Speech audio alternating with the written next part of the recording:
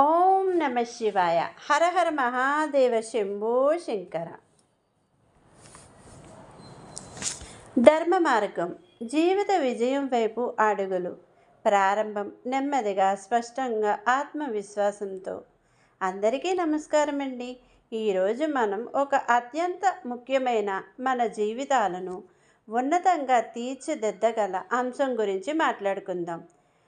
అది ధర్మ మార్గం. ధర్మం అంటే కేవలం పూజలు, వ్రతాలు కాదు. ధర్మం అంటే మన జీవితాన్ని నడిపించే ఒక పవిత్రమైన సత్య అన్వేషణ మార్గం. మధ్య భాగం ఉత్సాహంగా, ఉద్వేగంగా.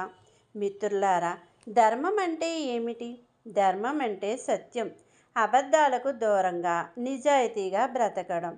ధర్మం అంటే న్యాయం, ఇతరులకు హాని చేయకుండా అందరితో సమానంగా వ్యవహరించడం.